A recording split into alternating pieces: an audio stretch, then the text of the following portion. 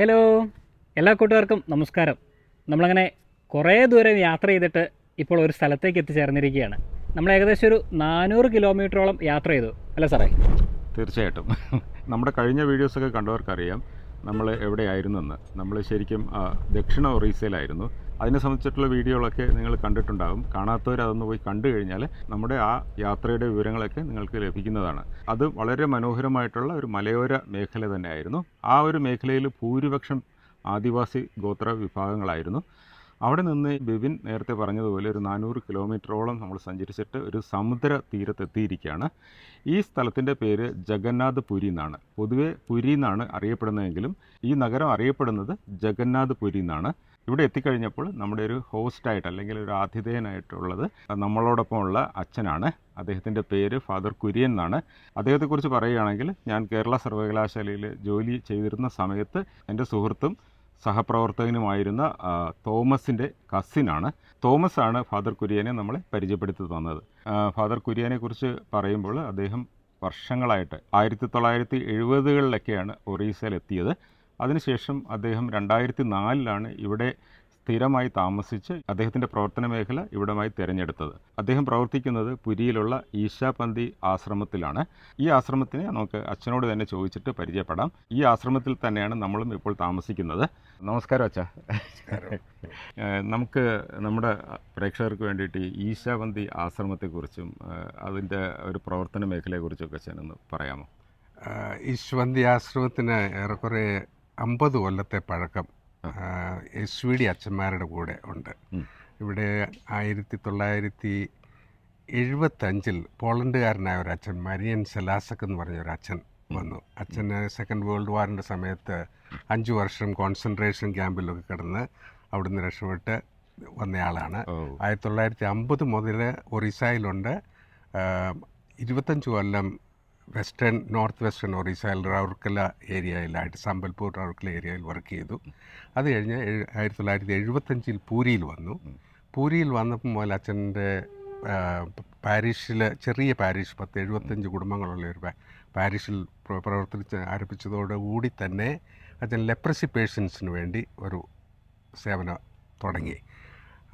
അതിൻ്റെ ഭാഗമായിട്ട് ഒരു ചെറിയ ഹോസ്പിറ്റൽ അവരുടെ പിള്ളേർക്ക് വേണ്ടി അത് കഴിഞ്ഞൊരു സ്കൂൾ തുടങ്ങി. അതും കഴിഞ്ഞ് ഇപ്പം ഡയലോഗ് സെൻറ്റർ അല്ലെങ്കിൽ അങ്ങനെയുള്ള കാര്യങ്ങൾക്ക് വേണ്ടി ഒരു സ്ഥാപനം, ഇങ്ങനെ 3 കാര്യങ്ങളാണ് ഞങ്ങളിവിടെ ചെയ്യുന്നത്. അപ്പോൾ ലാസ്റ്റായിട്ട് 2006 ഇനാഗുറേറ്റ് ചെയ്തൊരു സ്ഥാപനമാണ് ഈ ഈശാപന്തി ഡയലോഗ് സെൻറ്റർ അല്ലെ സ്പിരിച്വാലിറ്റി സെൻറ്റർ എന്ന് പറയുന്നത്, നിങ്ങൾ താമസിക്കുന്ന സ്ഥലം. അത് ശരി. ഇപ്പോൾ നമ്മളിത് ഇവിടെ നിൽക്കുന്ന സ്ഥലം അച്ഛൻ താമസിച്ചുകൊണ്ടിരുന്നത് 15 വർഷം താമസിച്ച ഒരു സ്ഥലമാണ്. മരിയൻ സെലാസക് താമസിച്ചുകൊണ്ടിരുന്ന ഒരു സ്ഥലമാണ്. ഈ സ്ഥലം ഒരു പ്രൊട്ടസ്റ്റന്റ് പാസ്റ്റർ റെഡ് ക്രോസ് വഴി അച്ഛന് ഡൊണേറ്റ് ചെയ്തതാണ്. അപ്പോൾ അച്ഛൻ്റെ ഓഫീസ് കരുണാലയ എന്നാണ്. ഈ ലെപ്രസി കെയർ സെൻറ്ററിൻ്റെ പേര് കരുണാലയ എന്നാണ്. അതിൻ്റെ ഓഫീസ് ഇവിടെയാണ്, ഈ കാണുന്നതാണ്. അപ്പോൾ ഇതിനിടയ്ക്ക് അച്ഛനോട് ഒരു കാര്യം ചോദിച്ചോട്ടെ.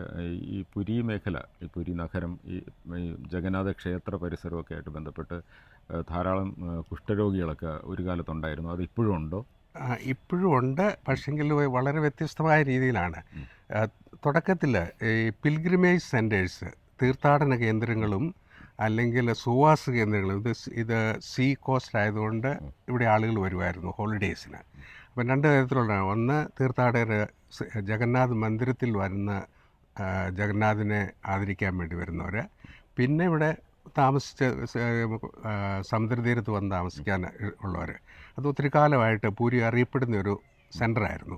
അപ്പോൾ എവിടെയൊക്കെ ആൾ കൂടുവോ അവിടെ ലെപ്രസി പേഷ്യൻസ് പോകും. കാരണം അവർക്ക് ഭിക്ഷാടനത്തിന് സൗകര്യം അവിടെ കിട്ടും. അതുകൂടാതെ അവർക്കൊരു സോഷ്യൽ സ്റ്റിഗ്മ ഉണ്ടല്ലോ, അവരെല്ലാവരും സോഷ്യൽ സ്റ്റിഗ്മ കൊണ്ടാണ് അവരെ വീട്ടിൽ നിന്ന് ഇറക്കി വിട്ടവരാണ്, മുക്കാലും അല്ലെ ഇറങ്ങിപ്പോയവരാണ് വേണ്ടി ക്ഷേത്ര പരിസരത്ത് ഇവിടെ യാചിക്കുന്നത്. ഒരു 2000-3000 ലെപ്രസി പേഷ്യൻസ് ജഗന്നാഥ് അമ്പലത്തിന് ചുറ്റും ഇരിക്കുന്ന ഒരു കാലം ഉണ്ടായിരുന്നു.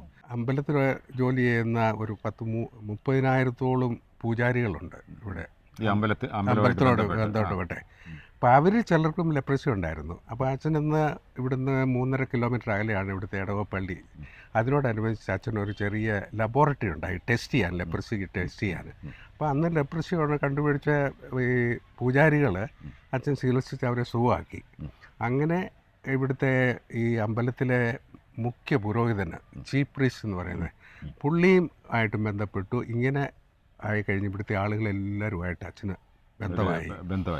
ഒരു കാലത്ത് അച്ഛനിവിടെ ഉണ്ടായിരുന്നപ്പോൾ ഒരു പുള്ളി വന്ന് കുറച്ച് കാലം കഴിഞ്ഞ് മുതൽ ഈ പൂരി നഗരത്തിലെ ഏറ്റവും അറിയപ്പെടുന്ന അച്ഛനായിരുന്നു.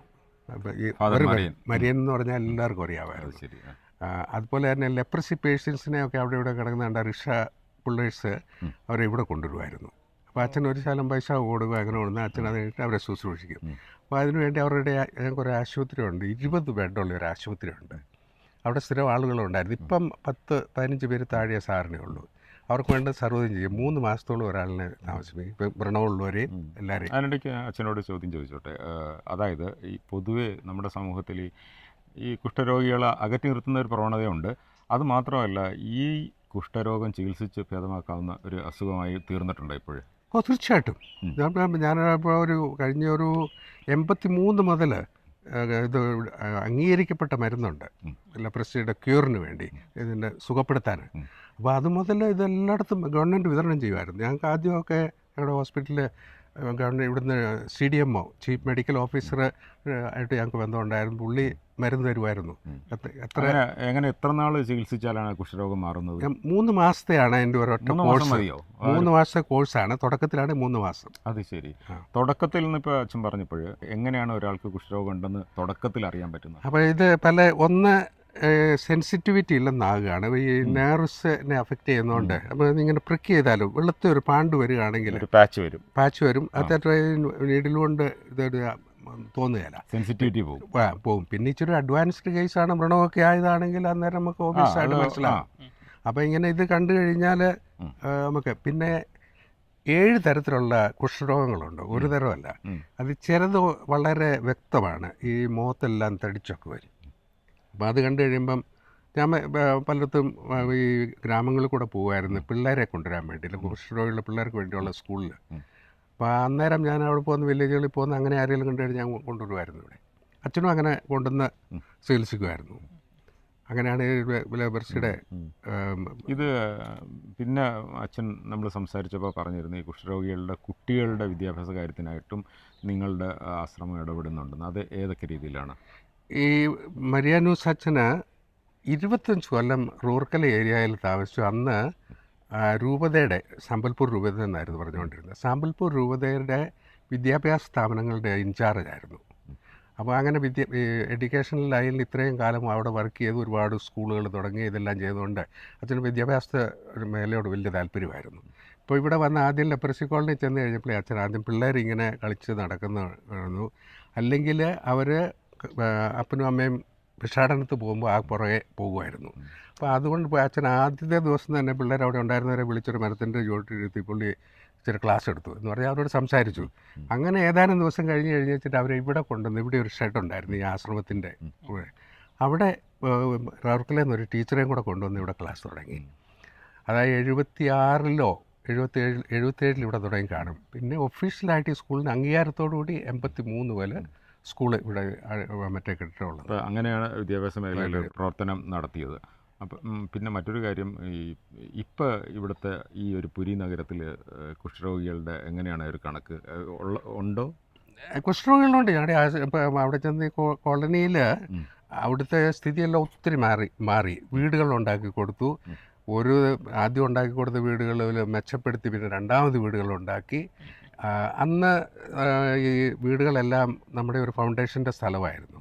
ഇപ്പോൾ അവർക്കത് എഴുതി കൊടുത്തു. കാരണം അവർക്ക് എന്തെങ്കിലും അനുകൂലങ്ങൾ കിട്ടണമെങ്കിൽ സ്വന്തം സ്ഥലം വേണം. അതുകൊണ്ട് അത് എഴുതി കൊടുത്തു. അവരും അവരുടെ മക്കൾ പലരും നല്ല നിലയിലെത്തിയവരുണ്ട്. പലതരത്തിലുള്ള ടീച്ചേഴ്സുണ്ട്, നേഴ്സസുണ്ട്, വക്കീലന്മാരുണ്ട്, അങ്ങനെ പലതരത്തിലുള്ള. എന്നാൽ ഈ വയസ്സ് എന്നവരെ ലെപ്രസി കൊണ്ട് കൈയും കാലും കണ്ണുമൊക്കെ പോയൊരു കുറേ പേര് ഇപ്പോഴും അവിടെ ഇവിടെയും കിടപ്പുണ്ട്. ഞങ്ങളുടെ ഭാഗത്തു നിന്ന് ഒരു മേഴ്സി കിച്ചൺ, ഭക്ഷണവും അതുപോലെ പൊതു അടുക്കള, അത് പിന്നെ അവസരമുണ്ട്. ഭക്ഷണങ്ങൾ കിടക്കുന്നവർക്ക് കൊണ്ടു കൊടുക്കാൻ 2 പേരെ അപ്പോയിൻ്റ് ചെയ്തിട്ടുണ്ട്. പിന്നെ ഇങ്ങേറ്റം അവരുടെ ക്രീമിയേഷന് വരെ അതിൻ്റെ ചിലവുകൾ നോക്കി അതിൻ്റെ അറേഞ്ച്മെൻറ്റ് ഞങ്ങൾ ചെയ്യുന്നുണ്ട്. അപ്പോൾ അവരുടെ ആവശ്യങ്ങൾ മുഴുവൻ നടത്തിക്കൊണ്ടിരുന്നതാണ്. ഇപ്പം ഞങ്ങൾ കുറച്ച് പിന്നെ ഞങ്ങൾക്കും ഫണ്ടുകൾ കിട്ടുന്നില്ല, വളരെ കുറവാണ്. ഇപ്പം പഴയ പോലെ ഒന്നുമില്ല. അപ്പം പിന്നെ ഞങ്ങളുടെ പ്രധാനമായ ചിലവ് ഈ സ്കൂൾ നടത്താനാണ്. ഒരു മാസം ശമ്പളമായിട്ടും മറ്റുള്ള ചിലവായിട്ട് ഏറെക്കുറെ 4 ലക്ഷം രൂപ വേണം നടത്തിക്കൊണ്ട് പോകാൻ സ്കൂളിന്. കെട്ടിടമൊക്കെ ഉണ്ട്, പക്ഷേ ഇത് സ്കൂൾ നടത്താൻ. അപ്പോൾ അങ്ങനെ പിന്നെ ഈ മരുന്ന് മേടിക്കാനും അതിൻ്റെ എല്ലാം പ്രിസ്ക്രിപ്ഷൻ്റെ വേണ്ടി. അപ്പോൾ ഞങ്ങളുടെ ഈ ഒരു സ്ഥാപനത്തിൻ്റെ നിന്ന് ഇപ്പോൾ കുറച്ച് പൈസ ഉണ്ടാകുന്നത് എന്തെങ്കിലും മിച്ചം ഉണ്ടായിക്കഴിഞ്ഞാൽ ഞങ്ങൾ അതിനു വേണ്ടി ഉപയോഗിക്കാൻ. വിദ്യാഭ്യാസത്തിന് വലിയ പ്രാമുഖ്യം കൊടുക്കുന്നു. ഇവിടെ ഏറ്റവും പ്രധാനപ്പെട്ട അതാണ്. ആദ്യം ലെപ്രസി പേഷ്യൻസിൻ്റെ പിള്ളേർ മാത്രം, അത് കഴിഞ്ഞ് അച്ഛൻ ഇത് വളരെ വിപുലമായിട്ട് നന്നായിട്ട് നടന്നു കണ്ടു കഴിഞ്ഞപ്പം പാവപ്പെട്ട പിള്ളേർ വരാൻ തുടങ്ങി. ഇപ്പം എല്ലാ തരത്തിലുള്ള പിള്ളേരും വരും. ഏറ്റവും പൂരിയിലുള്ളതിലെ ഏറ്റവും നല്ല സ്കൂളാണെന്നാണ്. അതുകൊണ്ട് ഇവിടെ ഭയങ്കര ഡിമാൻഡാണ്. 10ാം ക്ലാസ് വരെ ഉണ്ട്. ഏറെക്കുറെ 700 പിള്ളേരുണ്ട്. അപ്പോൾ തുടങ്ങിയത് ലെപ്രസി പക്ഷേ അച്ഛൻ്റെ ഉദ്ദേശം ഉണ്ടായിരുന്നു മറ്റുള്ള പിള്ളേരും കൂടെ വന്നു കഴിഞ്ഞാൽ ഇവർ ഇൻ്റഗ്രേഷൻ നടക്കും. മാറി പിള്ളേർ തങ്ങളിൽ ബന്ധമായി കഴിഞ്ഞാൽ കാരണന്മാർ തങ്ങളിലും ബന്ധമാകും. അപ്പോൾ ഇനി എൻ്റെ ഒരു അവസാനത്തെ ഒരു ചോദ്യം, നമ്മൾ പൊതുവെ ഈ കുഷ്ഠരോഗം പകരുന്നതാണല്ലോ, അപ്പോൾ പകരുന്ന രോഗമാണല്ലോ, ഒരു കണ്ടേജിയസ് ആണല്ലോ. അപ്പോൾ അങ്ങനെ വരുമ്പോൾ ഇതിനിടയിൽ ഇതിനു വേണ്ടി പ്രവർത്തിക്കുന്ന ഇപ്പോൾ അച്ഛനെ പോലുള്ള ആൾക്കാർക്ക് അവർ പകരാനുള്ള സാധ്യതയില്ല. അപ്പോൾ പകരാനുള്ള സാധ്യത എങ്ങനെയാണ് അതിന് പ്രതിരോധിക്കുന്നത് നിങ്ങൾ? പ്രത്യേകിച്ചൊന്നും ചെയ്യേണ്ടതാണ്. ഇപ്പം കുഷ്ഠരോഗത്തെ പറ്റി പറയുന്നതെന്ന് വെച്ചാൽ, ഒന്ന് ഇത് ദാരിദ്ര്യത്തിൻ്റെ ഒരു സൂക്കേടാണ്, ദാരിദ്ര്യമുള്ളവരുടെ സൂക്കേട്. 2 ശുചിത്വം കുറവ്. ഇത് 2ആണ് മെയിനായിട്ടുള്ളത്. അപ്പോൾ നമ്മൾ ഈ 7 തരത്തിലുള്ള കുഷ്ഠരോഗങ്ങളുണ്ടെന്ന് ഞാൻ പറഞ്ഞല്ലോ, അതിൽ 1ഓ 2ഓ ആണ് കൂടുതൽ കണ്ടേജിയസ് ആയിട്ടുള്ളത്. അച്ഛനിവിടെ 30 വർഷമെങ്കിലും ഇവരുടെ കൂട്ടത്തിൽ പോയി അവരുടെ വ്രണങ്ങൾ കഴുകുകയും ഇടപെടുകയും എല്ലാം ചെയ്തിട്ട് അച്ഛനിത് വന്നിട്ടില്ല. ഞാനും പല വർഷങ്ങൾ അവരുടെ കൂടെ പോയി ഞാനും കുറേ എല്ലാം ചെയ്തിട്ടുണ്ട്. അച്ഛനെ ചെയ്തിട്ടില്ലല്ലോ, പക്ഷേ ഞങ്ങൾക്കാർക്കും പിടിച്ചിട്ടില്ല. അപ്പോൾ പൊതുവെ നമ്മൾ മനസ്സിലാക്കേണ്ടത് ഈ ദരിദ്രമായിട്ടുള്ള ചുറ്റുപാടും പിന്നെ പോഷകാഹാരക്കുറവും ഒക്കെ ആണ് ഇതിൻ്റെ ഒരു പ്രധാന കാരണം. പിന്നെ ശുചിത്വം കുറവ് അങ്ങനെയാണ്. അതെ, കണ്ടേജിയസ് ആണെങ്കിൽ വളരെ ക്ലോസ് ആയിട്ടുള്ള കോണ്ടാക്ട്, സെക്സ്വൽ കോണ്ടാക്ട്, അല്ലെങ്കിൽ കുഷ്ഠരോഗികൾക്ക് പിള്ളേരുണ്ടായാലും അവർ കുഷ്ഠരോഗികളാകണമെന്നില്ല. അത് കഴിഞ്ഞ് വളരെ ക്ലോസ് ആയിട്ടുള്ള ചില പിള്ളേർക്ക് ഒരു ജനറേഷൻ ഉണ്ടായിരുന്നു, മുഴുവൻ കുഷ്ഠരോഗികളായിരുന്നു. അവരുടെ പിള്ളേരിൽ കുറേ പേർക്ക് പിടിച്ചു, കുറേ പേർക്ക് വന്നിട്ടില്ല. അപ്പോൾ പിള്ളേർക്ക് ഇത് അറിഞ്ഞു കഴിഞ്ഞ ഉടനെ ചികിത്സിച്ചുകൊണ്ട് അവർക്ക് അംഗഭംഗമൊന്നും നഷ്ടപ്പെട്ടില്ല. ഞാനത് ചോദിക്കാൻ കാരണം ഫാദർ ഡാമിയൻ ഉണ്ടല്ലോ, എത്ര കാലമാണ്. അപ്പോൾ അദ്ദേഹത്തിന് അവസാനം അതുകൊണ്ട് ചോദിച്ചതേ ഉള്ളൂ. അല്ല, അത് ആ കാലത്ത് മരുന്നില്ല. കുഷ്ഠരോഗം പിടിച്ചാൽ കുഷ്ഠരോഗം കൊണ്ട് മരിക്കുമായിരുന്നു. അതും അല്ല, ഈ കണ്ടേജിയസ് ആയിട്ട് ഡേമിയൻ താമസിച്ച പുള്ളിയുടെ ജീവചരിത്രമൊക്കെ വായിക്കുമ്പോൾ നമുക്ക് അറിയാമല്ലോ, വളരെ ക്ലോസ് ആയിട്ട് പുള്ളി ഇടപെടുമായിരുന്നു. അതുകൊണ്ടൊക്കെ പുള്ളി കുഷ്ഠരോഗം കൊണ്ട് മരിച്ചു. ഇവിടെ അങ്ങനെ ഞങ്ങളവിടെ ഇവർക്ക് വേണ്ടി പ്രവർത്തിക്കുന്ന ആർക്കും കുഷ്ഠരോഗം പിടിച്ചതായിട്ട് എനിക്കറിയത്തില്ല. ഞാൻ സെമിനാരി വരെ ഞാൻ പിള്ളേർ സെമിനാരിയിലായിരുന്നു അന്നേരം. അവിടുന്ന് കുഷ്ഠരോഗം പിടിച്ച പിള്ളേരെ ഞാൻ അവിടെ ഈ മരിയാനോസ് അച്ഛൻ്റെ സഹായത്തോട് മരുന്ന് കൊടുത്ത് സുഖപ്പെടുത്തി. അവർക്ക് മരുന്ന് തന്നെ എടുത്ത് കഴിക്കുകയൊന്നുമില്ലായിരിക്കും. അവിടുന്ന് ഞാൻ തന്നെ പേഴ്സണലായിട്ട് മരുന്ന് കൊടുത്ത് സുഖപ്പെടുത്തി ടീച്ചേഴ്സൊക്കെ ആയിട്ടുണ്ട് 1-2 പേർ. അപ്പോൾ ഇതൊക്കെ തന്നെയാണ് നമ്മൾ പുരിയിലെത്തിയപ്പോൾ താമസിക്കുന്ന ഈശാബന്തി ആശ്രമത്തിൻ്റെ ഉദ്ദേശ ലക്ഷ്യങ്ങളും അതിൻ്റെ പിന്നിലുള്ള ഒരു ചേതോവികാരവുമൊക്കെ. അപ്പോൾ ഇന്ന് നമ്മൾ കാണാൻ പോകുന്നത് പൂരിയിലെ കാഴ്ചകളും വിശേഷങ്ങളൊക്കെയാണ്. എല്ലാ കൂട്ടുകാർക്കും ഇന്ത്യ ഇൻസൈറ്റ് ചാപ്റ്റർ 1ൻ്റെ മറ്റൊരു പുതിയ വീഡിയോയിലേക്ക് സ്വാഗതം. Welcome to B bro stories.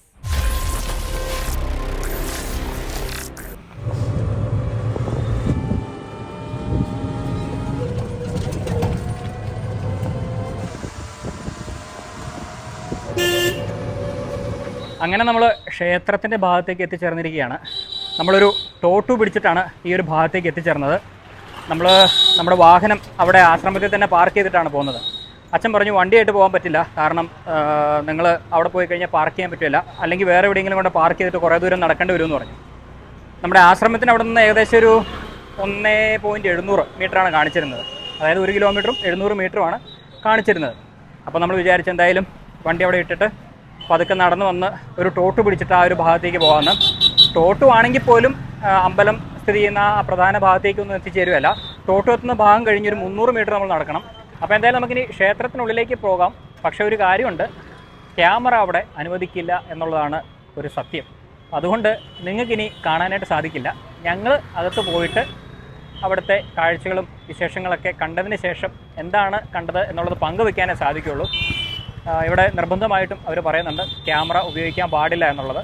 അതുകൊണ്ട് എന്തായാലും നമ്മൾ ക്യാമറ അകത്തേക്ക് പ്രവേശിക്കാനായിട്ട് ഉദ്ദേശിക്കുന്നില്ല. പരമാവധി ക്ഷേത്രത്തിൻ്റെ അടുത്ത് എവിടം വരെ പോയി വീഡിയോ എടുക്കാൻ പറ്റുമോ അത്രയും വരെയുള്ള വീഡിയോസ് ചിത്രീകരിക്കാമെന്നാണ് വിചാരിക്കുന്നത്. പോയി നോക്കട്ടെ. നമ്മളങ്ങനെ ക്ഷേത്ര കോമ്പൗണ്ടിനുള്ളിലേക്ക് പ്രവേശിച്ചിരിക്കുകയാണ്. ഇതിന് ചുറ്റുമായിട്ടൊരു ചുറ്റുമതിൽ നമുക്ക് കാണാൻ സാധിക്കും. ചുറ്റുമതിലിനുള്ളിലാണ് നമ്മൾ നിൽക്കുന്നത്. ഒരു ഭാഗത്തായിട്ട് ക്ഷേത്രം സ്ഥിതി ചെയ്യുന്നുണ്ട്, അതും ഒരു മതിൽക്കെട്ടിനുള്ളിലായിട്ടാണ്. ഈ ഒരു ക്ഷേത്രത്തിലേക്ക് പ്രവേശിക്കാനായിട്ട് പ്രധാനമായിട്ട് 4 കവാടങ്ങളാണുള്ളത്. അതിൽ പ്രധാന കവാടം എന്ന് പറയുന്നത് ക്ഷേത്രത്തിൻ്റെ മുൻവശത്താണ്. നമ്മളിപ്പോൾ നിൽക്കുന്നത് ക്ഷേത്രത്തിൻ്റെ പിൻഭാഗത്താണ്. അപ്പോൾ മുൻവശത്തേക്ക് പോയി കഴിഞ്ഞാൽ കുറച്ചുകൂടെ വിശാലമായിട്ടുള്ള കവാടം നമുക്ക് കാണാൻ സാധിക്കും. അതോടൊപ്പം തന്നെ ക്ഷേത്രത്തിനുള്ളിലേക്ക് പ്രവേശിക്കാനായിട്ട് പ്രത്യേകമായിട്ട് ഒരുക്കിയിരിക്കുന്ന പാതകളും നമുക്ക് കാണാം. നമ്മളിപ്പോൾ നിൽക്കുന്ന ക്ഷേത്രത്തിൻ്റെ പ്രവേശന കവാടത്തിൽ മഴ നനയാതെയും വെയിൽ കൊള്ളാതെയും ഭക്തർക്ക് ക്ഷേത്രത്തിനുള്ളിലേക്ക് പ്രവേശിക്കാനായിട്ട് ടാർപോളിൻ ഷീറ്റ് ഉപയോഗിച്ച് കൂരകളൊക്കെ തീർത്ത് ഒരു പ്രവേശന കവാടം ഇവിടെ ഒരുക്കിയിട്ടുണ്ട്. അതിലൂടെ ക്യൂ നിന്ന് വേണം അമ്പലത്തിനുള്ളിലേക്ക് പ്രവേശിക്കാനായിട്ട്. പിന്നെ നമ്മൾ ക്ഷേത്ര കോമ്പൗണ്ടിലേക്ക് പ്രവേശിക്കുമ്പോൾ കാണുന്ന കാഴ്ചകൾ എന്താണെന്ന് വെച്ച് കഴിഞ്ഞാൽ ഇവിടെ മനോഹരമായി ഒരുക്കിയിരിക്കുന്ന പൂന്തോട്ടമാണ്. നല്ല ഭംഗിയായിട്ട് തന്നെ അത് അവർ സംരക്ഷിച്ച് വരുന്നുണ്ട്. അതിനുള്ള ജീവനക്കാരും കാര്യങ്ങളൊക്കെ ഇവിടെ ഉള്ളതുകൊണ്ട് തന്നെയാണ് അത് അത്രയും ഭംഗിയായിട്ട് അവർ സൂക്ഷിച്ചു വരുന്നത്. പിന്നെ നമുക്ക് കാണാൻ കഴിയുന്നത് ഈ പൂന്തോട്ടത്തിൻ്റെ ഓരോ ഭാഗങ്ങളിലായിട്ട് അലങ്കാര തൂണുകളിൽ വൈദ്യുതി ദീപങ്ങൾ സ്ഥാപിച്ചിട്ടുണ്ട്. അതുപോലെ തന്നെ ഭക്തജനങ്ങൾ നടന്നു പോകുന്ന വഴികളിലെല്ലാം ഗ്രാനൈറ്റ് കല്ലുകൾ പാകി ഭംഗിയാക്കിയിട്ടുണ്ട്. പിന്നെ എടുത്തു പറയേണ്ട മറ്റൊരു കാര്യം, ഈ കോമ്പൗണ്ടിൽ ഒരിടത്തും നമുക്ക് വേസ്റ്റ് കാണാൻ സാധിക്കില്ല. അത്രയും ഭംഗിയായിട്ടാണ് ക്ഷേത്ര പരിസരങ്ങളൊക്കെ അവർ പരിപാലിക്കുന്നത്. ഇനി മുന്നേ പറഞ്ഞതിൽ ചെറിയൊരു മാറ്റമുണ്ട്. നമ്മൾ ക്ഷേത്രത്തിനുള്ളിലേക്ക് പോയി അവിടുത്തെ കാഴ്ചകൾ കാണും, അല്ലെങ്കിൽ അവിടുത്തെ കാര്യങ്ങൾ മനസ്സിലാക്കുമെന്ന് പറഞ്ഞിരുന്നു. പക്ഷേ അതിൽ ചെറിയൊരു മാറ്റമുണ്ട്. മാറ്റം എന്താണെന്ന് വെച്ച് കഴിഞ്ഞാൽ ഇവിടുത്തെ ആചാരമനുസരിച്ച് അന്യമതസ്ഥനായി എനിക്ക് ഈ ഒരു ക്ഷേത്രത്തിനുള്ളിലേക്ക് പ്രവേശിക്കാനായിട്ട് സാധിക്കില്ല എന്നുള്ളതാണ് അതിൽ വന്ന ഒരു മാറ്റം. അതുകൊണ്ട് ക്ഷമിക്കുക, എനിക്ക് ക്ഷേത്രത്തിനുള്ളിലേക്ക് പ്രവേശിച്ച് അവിടുത്തെ കാഴ്ചകളും വിശേഷങ്ങളൊന്നും പങ്കുവയ്ക്കാനായിട്ട് സാധിക്കില്ല. നമുക്ക് പുറത്തുകൂടിയുള്ള കാഴ്ചകൾ മാത്രമേ ഇനി കാണാനായിട്ട് സാധിക്കുകയുള്ളൂ. ക്യാമറ പോലെ തന്നെ അന്യമതസ്ഥർക്കും ഇതിനുള്ളിലേക്ക് പ്രവേശിച്ച് അവിടുത്തെ കാഴ്ചകൾ കാണാനായിട്ട് സാധിക്കില്ല എന്നുള്ളതാണ് സത്യം. അപ്പോൾ നിങ്ങൾ വിചാരിക്കും അനിൽ സാറിന് അകത്ത് പോയിട്ട് അവിടുത്തെ കാഴ്ചകളൊക്കെ കാണാൻ മേലെ, അല്ലെങ്കിൽ അവിടുത്തെ കാര്യങ്ങളൊക്കെ മനസ്സിലാക്കാൻ മേലെ എന്ന് വിചാരിക്കും. ഞാനും അങ്ങനെ അനിൽ സാറോട് പറഞ്ഞു, ഞാൻ വേണമെങ്കിൽ വെയിറ്റ് ചെയ്യാം, സാറ് വേണമെങ്കിൽ ഉള്ളിൽ പോയിട്ട് അവിടുത്തെ കാഴ്ചകളൊക്കെ കണ്ടിട്ട് പോരൂ എന്ന് പറഞ്ഞതാണ്. അപ്പോൾ അനിൽ സാറ് പറഞ്ഞത് എന്താണെന്ന് വെച്ച് കഴിഞ്ഞാൽ ഞാൻ കയറുന്നില്ലാത്തതുകൊണ്ട് അനിൽ സാറും ഇനി അകത്തേക്ക് പ്രവേശിക്കുന്നില്ല എന്ന് പറഞ്ഞത്. നമുക്കിനി ഇവിടുത്തെ ചുറ്റുവട്ടത്തെ കാഴ്ചകളൊക്കെ കണ്ട് തിരിച്ച് ഇതിനോട് ചേർന്ന് ബീച്ചുണ്ട്, അതായത് പുരി ബീച്ച്, അങ്ങോട്ട് പോകാമെന്നാണ് അനിൽ സാർ എന്നോട് പറഞ്ഞത്. എന്നാൽ പിന്നെ അങ്ങനെ ആയിക്കോട്ടെ എന്ന് ഞാനും പറഞ്ഞു, നിർബന്ധിച്ചില്ല. അപ്പോൾ എന്തായാലും ഈ കോമ്പൗണ്ടിനുള്ളിലൂടെ നടന്ന് ഈ ക്ഷേത്രത്തിലെ കാഴ്ചകളും വിശേഷങ്ങളൊക്കെ നമുക്കിനി കാണാം. പുരി നഗരത്തിലൂടെയുള്ള നമ്മുടെ യാത്ര തുടരുകയാണ്. ഏകദേശം 1.5 ലക്ഷത്തോളം ജനങ്ങൾ അധിവസിക്കുന്ന ഒരു തീർത്ഥാടന നഗരമാണ് പുരി. പുരി നഗരത്തിൻ്റെ സമ്പദ്ഘടനയെ താങ്ങി നിർത്തുന്നത് പുരിയിലുള്ള ജഗന്നാഥ ക്ഷേത്രമാണ്. അങ്ങനെ നോക്കുമ്പോൾ ജഗന്നാഥ ക്ഷേത്രമാണ് പുരിയുടെ എല്ലാം. ഇവിടെയുള്ള ആൾക്കാരുടെ സാമ്പത്തിക സ്രോതസ് തന്നെ ഈ പുരിയിലെത്തുന്ന ധാരാളം ഭക്തജനങ്ങളിൽ നിന്ന് ലഭിക്കുന്ന പല രീതിയിലുള്ള വരുമാനങ്ങളാണ്. അതിവിടെ എത്തുന്ന തീർത്ഥാടകർക്ക് റൂമുകൾ വാടകയ്ക്ക് കൊടുക്കുന്നത് ഉൾപ്പെടെ ഹോട്ടലുകൾ, റെസ്റ്റോറൻറ്റുകൾ, പിന്നെ ഇവിടെയുള്ള ഓട്ടോറിക്ഷ തൊഴിലാളികളും മറ്റ് കച്ചവടക്കാരുടെയും ഒക്കെ പ്രധാന വരുമാന മാർഗം ഇവിടെ എത്തുന്ന തീർത്ഥാടകർ തന്നെയാണ്. ജഗന്നാഥ ക്ഷേത്രത്തിൻ്റെ ചരിത്രം പരിശോധിക്കുകയാണെങ്കിൽ 12ാം നൂറ്റാണ്ടിൽ പുരി ഉൾപ്പെടുന്ന പ്രദേശങ്ങൾ ഭരിച്ചിരുന്ന ഗംഗാ സാമ്രാജ്യത്തിലെ അനന്തവർമ്മൻ രാജാവാണ് ഇവിടെ ഒരു ക്ഷേത്രം പണിയാൻ തീരുമാനിച്ചത്. 13ാം നൂറ്റാണ്ടിൻ്റെ ആദ്യത്തോടെ ഈ ക്ഷേത്രം പണിതീർത്തു. 1230 രാജാവായിരുന്ന അനംഗഭീമൻ മൂന്നാമൻ സാമ്രാജ്യം ദേവന്റെ പേരിൽ സമർപ്പിക്കുകയും താൻ ദേവന്റെ ദാസനാണെന്ന് പ്രഖ്യാപിക്കുകയും ചെയ്തു. ഒരു തീർത്ഥാടന കേന്ദ്രമെന്ന നിലയിൽ ഏറെ പ്രശസ്തിയാർജിച്ച ഈ ക്ഷേത്രത്തിന്റെ സാമൂഹിക രാഷ്ട്രീയ കാര്യങ്ങളുള്ള പ്രസക്തിയും പിന്നീട് ഏറെ വർദ്ധിക്കുകയാണ് ഉണ്ടായത്. മുഗളർ, മറാഠകൾ, ഈസ്റ്റ് ഇന്ത്യ കമ്പനി എന്നിങ്ങനെ ഒഡീഷ പിന്നീട് പിടിച്ചടക്കിയ എല്ലാവരും ക്ഷേത്രത്തിന് മേലുള്ള നിയന്ത്രണം ആർജിക്കാൻ പരിശ്രമിച്ചിരുന്നു. തങ്ങളുടെ ഭരണം തദ്ദേശീയർ അംഗീകരിക്കാൻ ഇതൊരു ആവശ്യമാണെന്ന് അവർ കരുതിയിരുന്നു. മധ്യഭാഗത്ത് വലിയൊരു ഗോപുരത്തോടു കൂടിയാണ് ഈ ക്ഷേത്രം പണിതിട്ടുള്ളത്. ഈ ഗോപുരത്തിൻ്റെ മുകളിലായി ഒരു ചക്രവും സ്ഥാപിച്ചിട്ടുണ്ട്. വിഷ്ണുവിൻ്റെ സുദർശന ചക്രമായാണ് വിശ്വാസികൾ ഈ ചക്രത്തെ കണക്കാക്കുന്നത്. വെള്ള പൂശിയിരിക്കുന്നതിനാൽ ഇതിനെ വെളുത്ത ഗോപുരമെന്നും പുരി നിവാസികൾ വിളിക്കുന്നു. സാധാരണ ഹിന്ദു ക്ഷേത്രങ്ങളിൽ കാണപ്പെടാറുള്ളതുപോലെ 4 മണ്ഡപങ്ങളാണ് ഈ ക്ഷേത്രത്തിനുമുള്ളത്. വിഗ്രഹങ്ങൾ സ്ഥാപിച്ചിട്ടുള്ള ഗർഭഗൃഹം, ഭക്തർക്ക് പ്രാർത്ഥിക്കുന്നതിനും മറ്റ് ചടങ്ങുകൾക്കുമായിട്ടുള്ള മണ്ഡപം, നൃത്തങ്ങൾക്കായിട്ടുള്ള തൂണുകളുള്ള നൃത്ത മണ്ഡപം, കഴകക്കാർക്കുള്ള മണ്ഡപം എന്നിവയാണവ. ഇക്കാര്യങ്ങൾ കൊണ്ട് തന്നെ പുരിയിലെ ജഗന്നാഥ ക്ഷേത്രം ഇന്ത്യയിലെ മഹത്തായ 4 ഹൈന്ദവ ക്ഷേത്രങ്ങളിൽ ഒന്നായി കണക്കാക്കപ്പെടുന്നു. പിന്നെ മറ്റൊരു കാര്യം, ഈ ക്ഷേത്രത്തിലേക്കുള്ള പ്രവേശനം ഹിന്ദുക്കൾക്ക് മാത്രമായിട്ട് പരിമിതപ്പെടുത്തിയിരിക്കുകയാണ്. 3 വിഗ്രഹങ്ങളാണ് ഈ ക്ഷേത്രത്തിലുള്ളത്. ജഗന്നാഥനായ കൃഷ്ണൻ, സഹോദരൻ ബാലഭദ്രൻ, സഹോദരി സുഭദ്ര എന്നിങ്ങനെ 3 വിഗ്രഹങ്ങളാണ് ഈ ക്ഷേത്രത്തിലുള്ളത്. ബാലഭദ്രൻ്റെ വിഗ്രഹം 6 അടി ഉയരമുള്ളതും വെളുത്ത ചായം പൂശിയതുമാണ്. സുഭദ്രയുടേത് 4 അടി ഉയരവും മഞ്ഞ നിറത്തിലുള്ളതുമാണ്. പിന്നെ ജഗന്നാഥനായ കൃഷ്ണൻ്റെ വിഗ്രഹം 5 അടി ഉയരവും കറുത്ത നിറത്തിലുള്ളതുമാണ്. എല്ലാ വിഗ്രഹങ്ങളും മരത്തിൽ തീർത്തതും നിറപ്പകിട്ടാർന്ന വസ്ത്രങ്ങൾ ധരിച്ചതുമാണ്. പുരുഷ വിഗ്രഹങ്ങൾക്ക് ചെവി ഭാഗത്ത് കൈകളുണ്ട്, മറിച്ച് സുഭദ്രയുടെ വിഗ്രഹത്തിന് കൈകാലുകളില്ല. മരത്തിൽ തീർത്തതിനാൽ ഈ വിഗ്രഹങ്ങൾ ഇടയ്ക്കിടയ്ക്ക് പുനർനിർമ്മിക്കേണ്ടതായിട്ടുണ്ട്. ദൈവിക വെളിപാട് കിട്ടുമ്പോഴാണ് ഇവ പുനർനിർമ്മിക്കുന്നത് എന്ന് പറയപ്പെടുന്നു. അങ്ങനെ 12 24 വർഷം കൂടുമ്പോഴാണ് അവ പുനർനിർമ്മിക്കുന്നത്. പുതിയ വിഗ്രഹം പ്രതിഷ്ഠിക്കുന്നതിന് ചില ചിട്ടവട്ടങ്ങളൊക്കെ ഉണ്ട്. ഒന്ന്, ആര്യവേപ്പിൻ്റെ തടിയിലാണ് തീർക്കേണ്ടത്. ഇതിനായി തിരഞ്ഞെടുക്കുന്ന മരത്തിൽ അവ മുറിക്കുന്ന സമയത്ത് പക്ഷികളുടെയോ മറ്റോ കൂടുകൾ ഉണ്ടാവാൻ പാടില്ല. അതുപോലെ തന്നെ മറ്റൊരു വൃക്ഷത്തിൻ്റെ നിഴൽ വീണ വൃക്ഷമായിരിക്കുകയും അരുത്. പിന്നെ മറ്റൊന്ന്, ഈ വൃക്ഷത്തിൻ്റെ താഴെ പാമ്പുകൾ അധിവസിക്കുന്ന വൃക്ഷമായിരിക്കുകയും വേണം. പുരി ജഗന്നാഥ ക്ഷേത്രത്തിലെ പ്രധാന ഉത്സവം രഥോത്സവമാണ്. ഈ രഥോത്സവത്തിൽ പങ്കെടുക്കാൻ രാജ്യത്തിൻ്റെ നാനാഭാഗത്തു നിന്നും 8 ലക്ഷത്തോളം ആൾക്കാരാണ് ഇവിടെ ഒഴുകിയെത്തുന്നത്. ആഷാഢ മാസത്തിലാണ് ഇവിടെ രഥോത്സവം നടക്കുന്നത്, അതായത് ജൂൺ ജൂലൈ മാസങ്ങളിൽ. രാജ്യത്തിൻ്റെ എല്ലാ ഭാഗങ്ങളിൽ നിന്നുള്ള ജനങ്ങളും സന്യാസികളും ഈ ആഘോഷത്തിൽ പങ്കെടുക്കാനായി എത്തിച്ചേരും. ഈ ഉത്സവത്തിൻ്റെ പ്രധാന ചടങ്ങാണ് രഥയാത്ര. ക്ഷേത്രത്തിലെ വിഗ്രഹങ്ങളെ വലിയ രഥങ്ങളിലേറ്റി ക്ഷേത്രത്തിൽ നിന്ന് ഏതാണ്ട് 2 മൈൽ ദൂരെയുള്ള ഗുണ്ടിച്ചബാരി എന്ന സ്ഥലത്തേക്ക് കൊണ്ടുപോകുന്നു. പിന്നീട് ഒരാഴ്ചയ്ക്ക് ശേഷം ഈ വിഗ്രഹങ്ങൾ ക്ഷേത്രത്തിലേക്ക് തിരിച്ചു കൊണ്ടുവരും. ഗോകുലത്തിൽ നിന്ന് ശ്രീകൃഷ്ണൻ്റെ മഥുരയിലേക്കുള്ള യാത്രയെ ഓർമ്മപ്പെടുത്തുന്ന ഒരു ചടങ്ങാണ് ഈ രഥോത്സവം. ഏതാണ്ട് 50 അടി ഉയരവും 35 അടി വശവുമുള്ള ചതുരാകൃതിയിലുള്ള അടിത്തട്ടാണ് കൃഷ്ണ വിഗ്രഹം കൊണ്ടുപോകുന്ന രഥത്തിനുള്ളത്. 16 ചക്രങ്ങളുള്ള ഈ രഥത്തിൻ്റെ ഓരോ ചക്രത്തിനും 7 അടി വ്യാസം കാണും. ആയിരക്കണക്കിന് ഭക്തജനങ്ങളാണ് ഈ രഥം തള്ളാനും ഇതിൻ്റെ മുന്നിൽ ബന്ധിച്ചിരിക്കുന്ന കയറുകൾ വലിക്കാനുമായിട്ടൊക്കെ മത്സരിക്കുന്നത്. അങ്ങനെ 2 മൈൽ ദൂരം യാത്രയ്ക്ക് 2 ദിവസം വരെ നീണ്ടു നിൽക്കാറുണ്ട്. മഴയുള്ള സമയത്ത് രഥചക്രം മണലിൽ താഴ്ന്നു പോകുന്നതിനാൽ യാത്ര കൂടുതൽ ദുഷ്കരമാകുന്നു.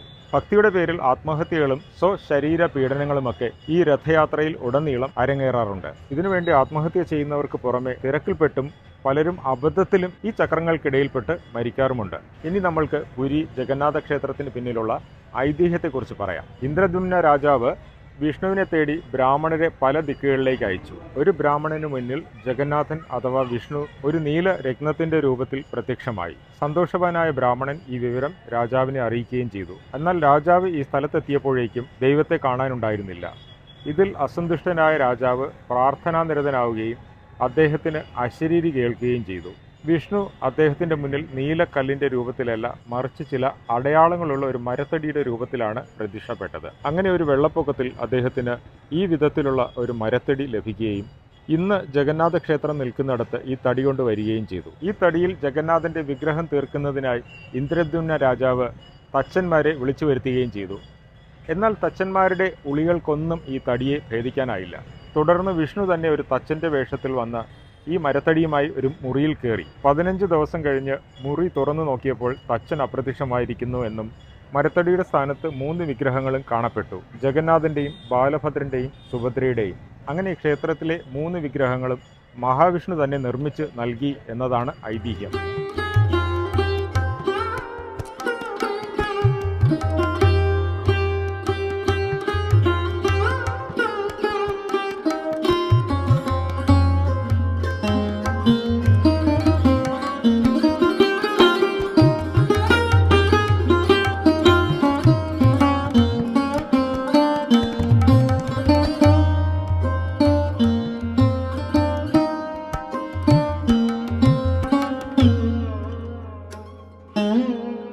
അങ്ങനെ ക്ഷേത്രത്തിൻ്റെ അവിടെ നിന്നുള്ള കാഴ്ചകളൊക്കെ കണ്ടതിന് ശേഷം നമ്മൾ പ്ലാൻ ചെയ്തത് ബീച്ചിൻ്റെ ഭാഗത്തേക്ക് പോകാൻ വേണ്ടിയായിരുന്നു.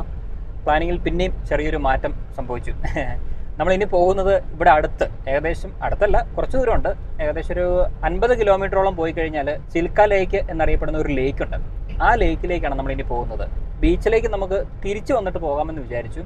വൈകിട്ട് സമയങ്ങളിൽ പോയെങ്കിൽ ബീച്ചിൻ്റെ ഭംഗി നമുക്ക് കൂടുതലായിട്ട് ആസ്വദിക്കാനായിട്ട് സാധിക്കുള്ളൂ. എന്നാൽ പിന്നെ അങ്ങനെ ആവാമെന്ന് വിചാരിച്ചാൽ നമ്മൾ നേരെ ഇപ്പോൾ ചിൽക്ക ലേക്കിലേക്ക് പോവുകയാണ്. നമ്മൾ ക്ഷേത്രത്തിന് അവിടെ നിന്ന് പിന്നെയും ടോട്ടു പിടിച്ച് വന്ന് ആശ്രമത്തിൽ വന്ന് വാഹനം എടുത്തിട്ടാണ് ചിൽക്ക ലേക്കിലേക്ക് പോകുന്നത്. അപ്പോൾ ഇനി ചിൽക്ക ലേക്ക് പോയിട്ട് അവിടുത്തെ കാഴ്ചകളും വിശേഷങ്ങളൊക്കെ കാണാം. അങ്ങനെ ഇതാ നമ്മൾ ചിൽക്ക ലേക്കിലേക്ക് എത്തിച്ചേർന്നിരിക്കുകയാണ്. നമ്മളിപ്പോൾ നിൽക്കുന്ന സ്ഥലത്തിൻ്റെ പേര് സട്ടപ്പാട എന്നൊരു സ്ഥലമാണ്. ഇവിടെയാണ് പ്രധാനമായിട്ടും വിനോദസഞ്ചാരികൾക്ക് പോകേണ്ട ബോട്ട് സർവീസുകൾ നടത്തുന്നത്.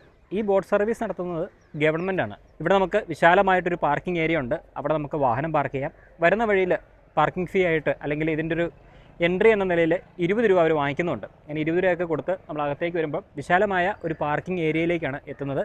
ഇതിന് ശേഷം നമുക്ക് അവിടെയായിട്ട് ഒരു ടിക്കറ്റ് കൗണ്ടറുണ്ട്. ഇനി റേറ്റും കാര്യങ്ങൾ എത്രയാണെന്നുള്ളത് അവിടെ പോയി നോക്കണം. എന്തായാലും നമ്മുടെ വാഹനം ഇവിടെ പാർക്ക് ചെയ്തു. ഇനിയിപ്പോൾ അവിടെ പോയിട്ട് ടിക്കറ്റിൻ്റെ റേറ്റും കാര്യങ്ങളും ചോദിച്ചിട്ട് എങ്ങനെയാണെന്ന് പറയാം. സർക്കാരിൻ്റെ ആയതുകൊണ്ട് ചിലപ്പം കുറവായിരിക്കുമെന്ന് പ്രതീക്ഷിക്കാം. വരുന്ന വഴിയിലൊക്കെ ഒരുപാട് ആൾക്കാർ നമ്മളെ കൈനീട്ടും. പ്രൈവറ്റ് വ്യക്തികൾ ബോട്ട് സർവീസ് നടത്തുന്നുണ്ട്. അപ്പോൾ അവരൊക്കെ കൈനീട്ടുന്നുണ്ട്. അവരുടെ അടുത്ത് പോയി കഴിഞ്ഞാൽ ചിലപ്പോൾ നല്ല റേറ്റ് വാങ്ങിക്കും. എങ്ങനെയാണെന്ന് അറിയില്ല. എന്തായാലും ഏറ്റവും നല്ലത് എപ്പോഴും ഗവൺമെൻറ് നടത്തുന്ന സർവീസുകളായിരിക്കാനാണ് സാധ്യത. റേറ്റ് കുറവായിരിക്കും. പിന്നെ കാര്യങ്ങൾക്കൊക്കെ ഒരു സുതാര്യത ഉണ്ടാകും. അറിയാൻ മേലാത്ത സ്ഥലങ്ങളിലൊക്കെ ആണെങ്കിൽ ഇങ്ങനെയുള്ള സ്ഥലങ്ങളിലൊക്കെ വന്ന് ഗവൺമെൻറ്റിൻ്റെ ഫെസിലിറ്റീസ് ഉപയോഗിക്കുക എന്നുള്ളതാണ് എൻ്റെ ഒരു അഭിപ്രായം. അപ്പോൾ എന്തായാലും നമുക്ക് ഈ ടിക്കറ്റ് കൗണ്ടറിൽ പോയിട്ട് എത്രയാണ് ചാർജ് എന്നൊക്കെ നമുക്കൊന്ന് അന്വേഷിക്കാം. അങ്ങനെ നമ്മൾ ബോട്ടിങ്ങിൻ്റെ ടിക്കറ്റ് എടുത്തിരിക്കുകയാണ്. ഈ ടിക്കറ്റ് കൊടുക്കുന്ന കൗണ്ടർ ഒഡീഷ ഗവൺമെൻറ്റിൻ്റെയാണ്. അപ്പോൾ അവരൊരു 3 ഓപ്ഷൻസാണ് നമുക്ക് തരുന്നത്. അതിൽ ആദ്യത്തെ ഓപ്ഷൻ എന്ന് പറഞ്ഞാൽ ഡോൾഫിൻ എന്നാണ് പറയുന്നത്. അതായത് ഡോൾഫിനെയൊക്കെ കാണിക്കാൻ വേണ്ടിയിട്ടായിരിക്കും ആ ഒരു ബോട്ടിംഗ് കൊണ്ട് ഉദ്ദേശിക്കുന്നത്. അത് 1 മണിക്കൂർ നേരത്തേക്ക് ഒരു ബോട്ടിംഗ് ആണ്. അതിന് 1300 രൂപയാണ് ചാർജ് ചെയ്യുന്നത്. പിന്നെ രണ്ടാമത്തത് ഡോൾഫിൻ സീ ബീച്ച് ഐലൻഡ്, അങ്ങനെ 2 സ്ഥലങ്ങളിലേക്ക് കൊണ്ടുപോകാനായിട്ടാണ്. അതൊരു 3 മണിക്കൂർ യാത്രയാണ്. അതിന് 2400 രൂപയാണ് ചാർജ് ചെയ്യുന്നത്. പിന്നെ ഉള്ളത് dolphin heaven islands, mini Kalijai temple and little bird, ഇങ്ങനെയൊക്കെയുള്ള സ്ഥലം. അതെന്തൊക്കെയാണെന്ന് അറിയത്തില്ല. അതും ഒരു 3 മണിക്കൂർ യാത്രയാണ്. അതിനും ചാർജ് 2400 രൂപയാണ്. അപ്പം നമ്മൾ എടുത്തിട്ടുള്ളത് ഡോൾഫിൻ സീ ബീച്ച് ഐലൻഡ് ട്രിപ്പാണ്. അതൊരു 3 മണിക്കൂറുള്ള ഒരു ബോട്ട് യാത്രയാണ്. ആ യാത്രയിൽ സീ ബീച്ച് ഐലൻഡിൽ നമ്മളെ ഇറക്കി അവിടെ കുറച്ച് നേരം നമുക്ക് ചിലവഴിക്കാൻ കഴിയും. അതിന് 2400 രൂപയാണ് ഫെയർ വരുന്നത്. അപ്പോൾ ഇവിടെ നിന്ന് മുന്നോട്ടുള്ളൊരു വഴിയിലൂടെയാണ് ആ ബോട്ടിംഗ് സെൻറ്ററിലേക്ക് എത്തേണ്ടത്. അപ്പോൾ ആ വഴിയെ പോയിട്ട് നമുക്ക് ബോട്ടിലേക്ക് കയറി യാത്ര തുടങ്ങാം. അങ്ങനെ നമ്മൾ ടിക്കറ്റൊക്കെ എടുത്ത് ബോട്ട് ജെട്ടിയിലേക്ക് നടക്കുകയാണ്. ഒരു വഴി ഒരുക്കിയിട്ടുണ്ട്. ആ വഴിയിലൂടെ അങ്ങ് പോയി കഴിഞ്ഞാൽ ബോട്ട് ജെട്ടിയിലേക്ക് എത്തുമെന്നാണ് ടിക്കറ്റ് കൗണ്ടറിൽ നിന്ന് നമ്മളോട് പറഞ്ഞത്. അവർ പറഞ്ഞ പ്രകാരം നമ്മൾ ഇപ്പോൾ അങ്ങോട്ട് നടന്നുകൊണ്ടിരിക്കുകയാണ്. അവർ പിന്നെ പറഞ്ഞു പ്രത്യേകിച്ച് ഒരു കാര്യം, നിങ്ങൾ ഭക്ഷണം കഴിക്കണമെങ്കിൽ, അതായത് തിരിച്ചു വരുമ്പോൾ ഭക്ഷണം കഴിക്കണമെങ്കിൽ ഓർഡർ കൊടുത്തിട്ട് പോയി കഴിഞ്ഞാൽ റെഡിയാക്കി വെക്കും. അതല്ല എങ്കിൽ കുറച്ച് ബുദ്ധിമുട്ടായിരിക്കും എന്ന് പറഞ്ഞു. എന്തായാലും ഉച്ചയ്ക്കത്തെ ഭക്ഷണം നമ്മൾ സ്ഥിരമായിട്ട് സ്കിപ്പ് ചെയ്യുന്ന പോലെ സ്കിപ്പ് ചെയ്തു. പിന്നെ അവർ പറഞ്ഞൊരു കാര്യം എന്താണെന്ന് വെച്ച് കഴിഞ്ഞാൽ ഒരു ബോട്ടിൽ വെള്ളം കരുതിക്കോളൂ എന്ന് പറഞ്ഞു. ബോട്ടിൽ കയറി കഴിഞ്ഞാൽ പിന്നെ അതൊക്കെ കിട്ടാൻ ബുദ്ധിമുട്ടാണ്. അപ്പോൾ അങ്ങനെയാണെങ്കിൽ ഒരു ബോട്ടിൽ വെള്ളം കരുതിക്കോളാൻ പറഞ്ഞുകൊണ്ട് ഇവിടെ അടുത്തുള്ളൊരു കടയിൽ പോയി തണുത്ത ഒരു കുപ്പി വെള്ളം വാങ്ങിച്ചു. ഇനി അതൊക്കെ വാങ്ങിച്ചിട്ട് ബോട്ട് ജെട്ടിയിലേക്ക് നടന്നുകൊണ്ടിരിക്കുകയാണ്. ഇനി അവിടെ നിന്ന് നമുക്ക് ബോട്ടിൽ കയറി പോകാം. എങ്ങനെയാണ് ഇവിടുത്തെ കാര്യങ്ങൾ എന്നുള്ളതൊന്നും നമുക്കറിയില്ല. ഫസ്റ്റ് ടൈമാണ് ഞാനും.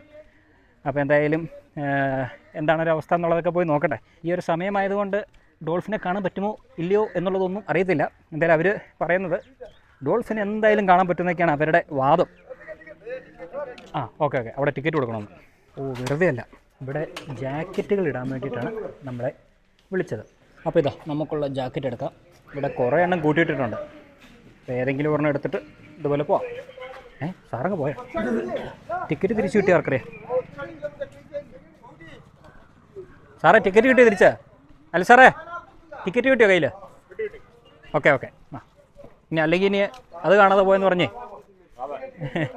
ഇതാണ് നമ്മുടെ സ്രാങ്ക്.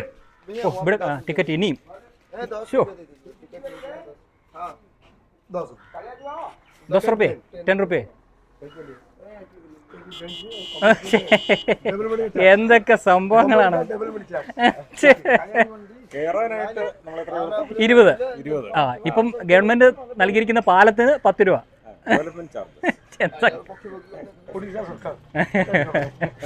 ഒഡീഷ സർക്കാരിന്റെ നമ്മൾ ഈ നടക്കുന്ന പാലത്തിലൂടെ 10 രൂപ കൊടുക്കണം. Development charges.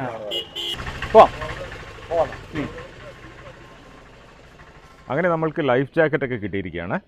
ഇനി നമ്മൾ തടാകത്തിലൂടെ ഒരു സവാരി നടത്താൻ പോവുകയാണ്. ലോകത്തിലെ തന്നെ അത്ഭുതകരമായിട്ടുള്ളൊരു തടാകത്തിലൂടെ, അതായത് ചിൽക്ക തടാകത്തിലൂടെ നമ്മളൊരു സവാരി പോവുകയാണ്. ചിൽക്ക തടാകത്തിലൂടെയുള്ള നമ്മുടെ സവാരി തുടങ്ങുന്നതിന് മുമ്പ് ഈ തടാകത്തിൻ്റെ കുറച്ച് കാര്യങ്ങളൊക്കെ നിങ്ങളുമായിട്ട് പങ്കുവച്ചിട്ട് നമ്മൾക്ക് സവാരി തുടങ്ങാം. ചിൽക്ക തടാകത്തിൻ്റെ വിസ്തീർണം 1100 സ്ക്വയർ കിലോമീറ്ററാണ്. നിങ്ങൾ തന്നെ ഒന്ന് ചിന്തിച്ചു നോക്കുക ആ വിസ്തീർണത്തിൻ്റെ വ്യാപ്തി എത്രത്തോളമാണെന്ന്. അത്രയേറെ വിസ്താരത്തിൽ പരന്നു കിടക്കുന്ന ഒരു തടാകമാണ് ഈ ചിൽക്ക.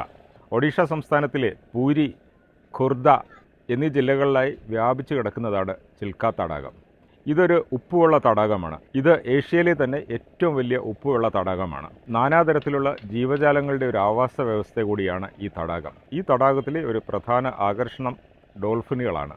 നമ്മൾ ബോട്ടിലൂടെ സഞ്ചരിക്കുമ്പോൾ ഡോൾഫിനുകൾ ജലോപരിതലത്തിൽ അങ്ങനെ പൊങ്ങി തുള്ളിച്ചാടി കളിക്കുന്ന കാഴ്ചയൊക്കെ നമുക്ക് കാണാൻ കഴിയും. അതുമാത്രമല്ല 2000-ഓളം ദേശാടന പക്ഷികളുടെ ഒരു പ്രധാന ആവാസ കേന്ദ്രം കൂടിയാണ് ഈ ചിൽക്ക തടാകം. ഭൂമിയുടെ ഉത്തര ധ്രുവ ഭാഗങ്ങളിലേക്ക് അതിശൈത്യമുണ്ടാകുന്ന കാലഘട്ടങ്ങളിലാണ് പ്രധാനമായിട്ടും ദേശാടന പക്ഷികളൊക്കെ ഇങ്ങോട്ട് ചേക്കേറുന്നത്. അതിൻ്റെ ഭാഗമായിട്ട് സൈബീരിയയിൽ നിന്നൊക്കെ എത്രയോ കിലോമീറ്ററുകൾ താണ്ടിയിട്ടാണ് പക്ഷികൾ പറന്ന് ഈ ചിൽക്ക തടാകത്തിലെത്തുന്നത്.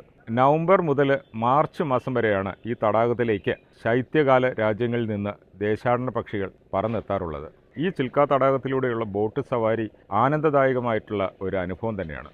ഈ തടാകത്തിൻ്റെ സൗന്ദര്യവും അതിൻ്റെ ആകർഷണീയതയുമൊക്കെ പൂർണ്ണമായി ആസ്വദിക്കണമെങ്കിൽ ഈ തടാകത്തിലൂടെ ഒരു 3-4 മണിക്കൂർ ബോട്ട് സവാരി നടത്തിയാലേ സാധ്യമാവുകയുള്ളൂ. അതുകൊണ്ട് തന്നെയാണ് നമ്മളൊരു 3 മണിക്കൂറോളം നീളുന്ന ബോട്ട് സവാരിക്ക് ടിക്കറ്റ് എടുത്തതും. അതേപോലെ തന്നെ ചിൽക്ക തടാകത്തിൽ ധാരാളം ദ്വീപുകളൊക്കെ ഉണ്ട്. അതിലൊരു ദ്വീപിലേക്ക് നമ്മുടെ ഇന്നത്തെ സവാരിയുടെ ഭാഗമായിട്ട് നമ്മൾ പോകുന്നുണ്ട്. അത് ബീച്ച് ഐലൻഡ് എന്നാണ് അറിയപ്പെടുന്നത്. അപ്പോൾ ഇതാണ് നമ്മുടെ ബോട്ട്. ഇതിലാണ് നമ്മളിനി മുന്നോട്ടുള്ള യാത്ര. അമ്മോ സാറേ, റെഡിയല്ലേ? ഐശ്വര്യമായിട്ട് ഇടത്തുകാലം വെച്ച് കയറാം. ആ, വെയിൽ കൊള്ളണ്ടെന്നല്ലേ? എന്തായാലും ജാക്കറ്റൊക്കെ ഇട്ടിരുന്നു കേട്ടോ. ഞാൻ ബോട്ട് ഓണാക്കി കഴിഞ്ഞാൽ നമുക്കൊന്നും പറയാനും കേൾക്കാനും സാധിക്കില്ല. ഇടയ്ക്ക് വല്ലതും നിർത്തുമ്പോൾ ये पीछे रहेगा, जैसे टी शर्ट पहन रहे हैं ना। ओके ओके, बहुत गर्मी लगेगा। बहुत गर्मी, ചൂടെടുക്കുന്നു. ഇവിടെ വെച്ചിരുന്നാൽ മതി, ആവശ്യം വരുമ്പോൾ ചാടി എടുത്തിടാം.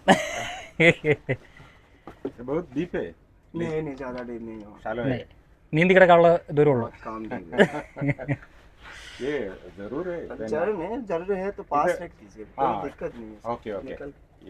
ആവശ്യം വന്നു കഴിയുമ്പോഴേ എടുത്ത് കയ്യിലേക്ക് തൂക്കിയിട്ടാൽ കൈ പിടിച്ചിരുന്നാൽ മതി. അടുത്ത്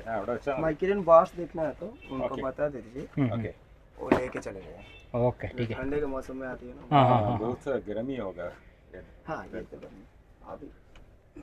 എന്നാ ഐശ്വര്യമായിട്ട് തുടങ്ങാം. ശ്രാങ്ക് നമ്മളെ ഡീസലൊക്കെ ഒഴിക്കുന്നുണ്ട് അതിനകത്തേക്ക്. ഇദ്ദേഹമാണ് നമ്മളിവിടെ കൊണ്ടാക്കിയത്. माइक्रोन बार देखेंगे ना, उनको बता देंगे, लेके चलो। ओके, और एक है समय 3 आवर का ज़्यादा हो जाएगा। आप वहाँ पे कुछ खाना पीना करेंगे तो टाइम लगेगा। ओके ओके, अच्छा। सी फूड मिलेगा, राइस मिलेगा, सब कुछ जो भी दिखाएंगे बना के दे देंगे फटाफट। और कोई भी चीज़ अंदर रखे नहीं देते सी बीच में। हाँ, जो दिखाएंगे वो बनाओ। Okay okay, thank you.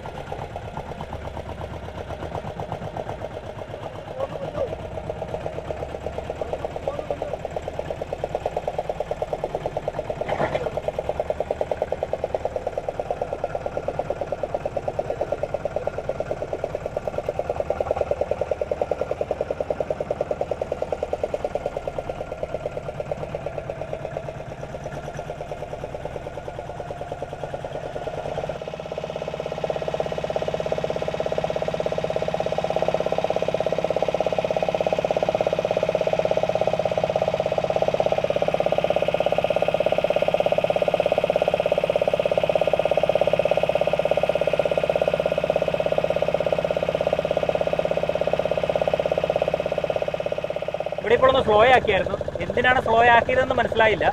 എനിക്ക് തോന്നുന്നത് ഈ ഒരു ഭാഗത്ത് ഡോൾഫിൻ കാണാൻ സാധ്യത ഉണ്ടാവണം, അതുകൊണ്ടായിരിക്കണം അദ്ദേഹം ഇവിടെ ഇങ്ങനെ നോക്കുന്നുണ്ട്, ഇവിടെ എന്തെങ്കിലും ഉണ്ടോ എന്നൊക്കെ. അപ്പോൾ മിക്കവാറും ഡോൾഫിൻ ആകാനാണ് സാധ്യത. ഭാഗ്യമില്ല എന്ന് തോന്നുന്നു. എന്തായാലും പിന്നെയും നമ്മുടെ യാത്ര തുടരുകയാണ് മുന്നോട്ട്. എന്നാലും എൻ്റെ ഡോൾഫിനുകളെ, നിങ്ങൾ എവിടെയാണ് ഇരിക്കുന്നത്? അല്ല സാറേ, എന്താ പ്രശ്നം? എന്താ പുള്ളി ഇവിടെ കൊണ്ട് ബോട്ട് ഇട്ടിട്ട് കായലിന് നടുക്ക് നിർത്തിയിരിക്കുക.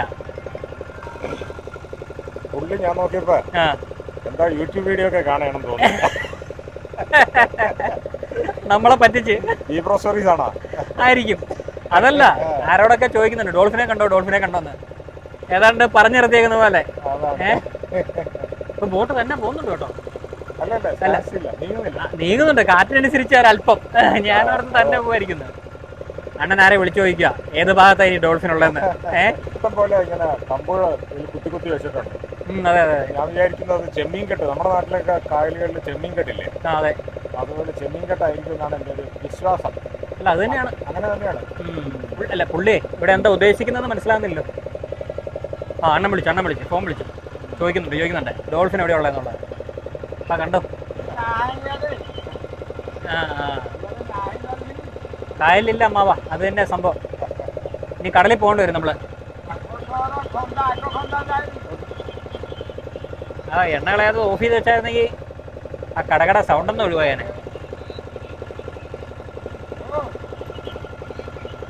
അതാണ് ഇവിടെ മുഴുവൻ നോക്കി കാണുന്നില്ലെന്നാ പുള്ളി പറയുന്നത്. ഡോൾഫിൻ നയ്യേ ഷോ. അങ്ങനെ സുഹൃത്തുക്കളെ, ഡോൾഫിനെ കാണാനുള്ള മോഹം നമ്മൾ ഇവിടെ വെച്ച് ഉപേക്ഷിക്കുകയാണ്. നമുക്കിനി ഐലൻഡിലേക്ക് പോവാം അല്ലേ? ബീച്ച് ഐലൻഡിലേക്ക് പോയി ഇനി അവിടുത്തെ കാഴ്ചകൾ എന്താണെന്ന് നോക്കാം. ഇതിനിടയ്ക്ക് അമ്മാവൻ പറഞ്ഞ് 500 രൂപയും കൂടെ കൊടുക്കുകയാണെങ്കിൽ ഞാൻ വേറൊരു സ്ഥലത്തൂടെ കൊണ്ടുപോകാമെന്ന്. ഇത് സ്ഥിരം ചെയ്യുന്ന എല്ലാവരും. കാരണം എന്താണെന്ന് വെച്ച് കഴിഞ്ഞാൽ ഞങ്ങൾ പണ്ട് പിച്ചാവാരം പോയിരുന്നു, ഞാനും എൻ്റെ കൂടെ. ആ സമയത്ത് അവിടെ ചെന്നപ്പോൾ പുള്ളി പറഞ്ഞു എനിക്കൊരു 200 രൂപയും കൂടെ തരുവാണെങ്കിൽ കുറച്ചും കൂടെ ഉള്ളിലേക്ക് ഞാൻ കൊണ്ടുപോകാം. അങ്ങനെ ആരും കൊണ്ടുപോകാത്തൊരു സ്ഥലമാണ്. അങ്ങനെ അന്ന് ആയിക്കോട്ടെ എന്ന് പറഞ്ഞാൽ ഞങ്ങള് 200 ആണോ 300 ആണോ എത്ര രൂപ എക്സ്ട്രാ കൊടുത്തു. ഞങ്ങൾ നോക്കിയപ്പോ കുറെ ആൾക്കാർ അവിടെ ചെന്ന് കഴിഞ്ഞപ്പോ ആരും പോകാത്ത സ്ഥലമാണ്. അല്ല അവരെയും പറഞ്ഞിട്ട് കാര്യമില്ല, അവരുടെ ഒരു ഉപജീവന മാർഗ്ഗം ഇതാണല്ലോ. ആൾക്കാർ വരുമ്പോൾ അവരുടെ നിന്ന് കിട്ടുന്ന ഒരു ചെറിയ തുകയൊക്കെ വെച്ചിട്ടായിരിക്കും അവരുടെ ജീവിതം മുന്നോട്ട് പോകുന്നതല്ലോ.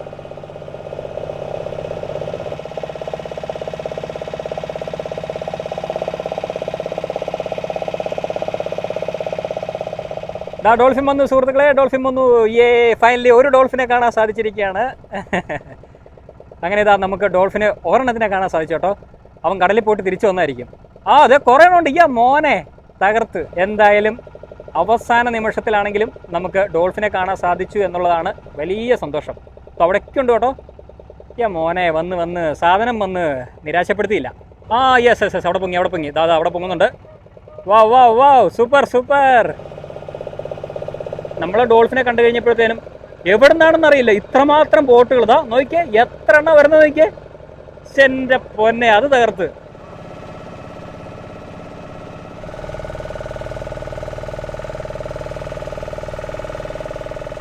അങ്ങനെ ഇതാ നമ്മൾ ഐലൻഡിലേക്ക് എത്തിച്ചേർന്നിരിക്കുകയാണ്. ഇവിടെ ഒരുപാട് ബോട്ടുകൾ കിടപ്പുണ്ട്. എല്ലാവരും ഈ ഒരു സ്ഥലം കാണാൻ വന്നവരായിരിക്കണം. പിന്നെ ഫിഷിംഗ് ബോട്ടുകളും ചിലപ്പോൾ കാണുമായിരിക്കും. എന്നാലും കൂടുതലായിട്ടും സഞ്ചാരികൾ വരുന്ന ബോട്ടുകളാണ് നമുക്കിവിടെ കാണാൻ കഴിയുക. ഇവിടെ ചെറിയ ചെറിയ ഷോപ്പുകളൊക്കെ നമുക്ക് കാണാം. ടാർപോളിൻ ഷീറ്റ് ഉപയോഗിച്ച് നിർമ്മിച്ചിരിക്കുന്ന ഷോപ്പുകളാണ് നമുക്കിവിടെ കാണാൻ കഴിയുക. അങ്ങനെ ഇതാ നമ്മൾ ഐലൻഡിലേക്ക് എത്തിച്ചേർന്നു. ഇനിയിപ്പോൾ കുറച്ച് ദൂരം നടക്കാനുണ്ട്. ഏകദേശം ഒരു 300 മീറ്റർ കാണുമായിരിക്കും അല്ലേ? എന്നാ അവർ പറഞ്ഞു. ഏകദേശം 300 മീറ്റർ അത്രയും കൂട്ടിക്കും. അങ്ങനെ 300 മീറ്റർ നടന്നു കഴിയുമ്പോഴത്തേനും നമുക്ക് ബീച്ചിലേക്ക് എത്താനായിട്ട് സാധിക്കും. പിന്നെ ബീച്ചിലെ അവിടുത്തെ കാഴ്ചകളൊക്കെ കാണാം. ഇവിടെ മുഴുവനും പൈൻ മരങ്ങൾ നമുക്ക് കാണാൻ സാധിക്കും. എന്തായാലും പൈൻ മരത്തിൻ്റെ നടുവിലൂടെയാണ് നമ്മൾ നടന്ന് ബീച്ചിലേക്ക് പോകുന്നത്. തിര അടിക്കുന്ന സൗണ്ടൊക്കെ നമുക്ക് ഇവിടുന്ന് കേൾക്കാൻ സാധിക്കും. അടുത്ത് തന്നെയാണ് ബീച്ച്, അധികം ദൂരമില്ല എന്നുള്ളതാണ് നമുക്ക് മനസ്സിലാക്കാൻ കഴിയുക. അതെ അതിനർത്ഥം. ഇതാ അപ്പം മണലിലൂടെയാണ് നടക്കുന്നത്. എന്തായാലും തന്ത്രപരമായി നീങ്ങി നന്നായി. റബ്ബർ ചെരുപ്പ് ഇട്ടുകൊണ്ട് നമുക്ക് അനായാസം ഇതിലൂടെയൊക്കെ നടക്കാം. ഷൂ ആണെങ്കിൽ ഇപ്പോൾ അതിനകത്തൊക്കെ മണലും കയറി അവസാനം വന്നിട്ട് ഇവിടെ മുഴുവൻ ഊരി കുടഞ്ഞ് നടക്കേണ്ട വന്നേനെ. പിന്നെ തിരിച്ചു വരുമ്പോൾ ഒരു ചായ കുടിക്കണം അല്ലേ? അതെ, ചായ കുടിക്കണം. പിന്നെ സ്നാക്സൊക്കെ ഉണ്ട്, പക്ഷേ നമുക്ക് പറ്റിയതല്ല അവരുടെ സ്നാക്സ്. ഉള്ളിവട, പരിപ്പുവട, ബോണ്ട, സുഖിയൻ, പഴംപൊരി ഇതൊക്കെ കിട്ടും. പക്ഷേ അത് കേരളത്തിലാണെന്നേ ഉള്ളൂ. ഇവിടെ അതൊന്നും കിട്ടില്ല. പക്കോട എന്നാണ് അവർ പറഞ്ഞത്. നമുക്ക് ഇവിടുത്തെ എണ്ണ വിശ്വസിക്കാൻ പറ്റില്ല. അതെ, ഇനി അത് കഴിച്ചിനി ഇനിയും നമുക്ക് മുന്നോട്ട് യാത്ര ചെയ്യാനുള്ളതല്ലേ. ഇവിടെ നിന്ന് ഇനി എന്തെങ്കിലും കഴിച്ച് വയറ് കേടാക്കിയാൽ പണി പാളും. ഇതുവരെ എന്തായാലും അങ്ങനെയൊന്നും ഉണ്ടായില്ല. നമ്മൾ വളരെ സൂക്ഷ്മത പുലർത്തിയുണ്ട്. അതെ, അങ്ങനെയുള്ളൊരു കാര്യമൊന്നും ഉണ്ടായില്ല ഇതുവരെ. ശരിയാണ്. അപ്പോൾ ഇനിയും മുന്നോട്ട് അങ്ങനെ തന്നെ ആവാം. അതെ. എന്തായാലും ഇവിടെ ആൾക്കാരൊന്നും അങ്ങനെ ഇവിടെ കുളിക്കാനൊന്നും ഇറങ്ങുന്നില്ല കേട്ടോ. പിന്നെ പറഞ്ഞ പോലെ വിനോദസഞ്ചാരികളല്ലേ വരുന്നത്. സഞ്ചാരികൾക്ക് ഇവിടെ കടലിലിറങ്ങി കുളിക്കാനുള്ള സമയമൊന്നും കൊടുക്കില്ല അവർ. നമ്മളോട് തന്നെ പറഞ്ഞിരിക്കുന്നത് 15 മിനിറ്റാണ്. 15 മിനിറ്റ് കൊണ്ട് ഓടിപ്പോയി കടൽ കണ്ടിട്ട് വരണമെന്ന് പറഞ്ഞേ.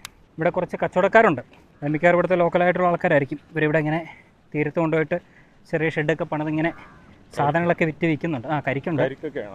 അങ്ങനത്തെ കുറച്ച് കാഴ്ചകളൊക്കെ നമുക്ക് കാണാം. എന്തായാലും കടലിൻ്റെ അടുത്തേക്ക് നമ്മൾ എത്തിച്ചേർന്നിരിക്കുകയാണ്. ഇവിടെ നേരത്തെ പറഞ്ഞതുപോലെ നമ്മളെപ്പോലെ തന്നെ വന്ന വിനോദസഞ്ചാരികളാണ് നമുക്കിവിടെ കാണാൻ കഴിയുക. അവരിങ്ങനെ കുറച്ച് പേരൊക്കെ കാല് നനയ്ക്കുകയും അതോടൊപ്പം തന്നെ ബീച്ചിലെ കാഴ്ചകളൊക്കെ കണ്ടിങ്ങനെ നിൽപ്പുണ്ട്. കുട്ടികളൊക്കെയാണ് കൂടുതലും കാല് നനയ്ക്കാനായിട്ട് ശ്രമിക്കുന്നത്. പിന്നെ കുറച്ച് പ്രായം ചെന്ന ആൾക്കാരും, അവരും കുട്ടികളാണല്ലോ, പ്രായമാകുമ്പോഴത്തേനും നമ്മൾ കുട്ടികളാവും. അപ്പോൾ അങ്ങനത്തെ കാഴ്ചകളൊക്കെ നമുക്ക് ഇവിടെ നിന്ന് കാണാൻ കഴിയും.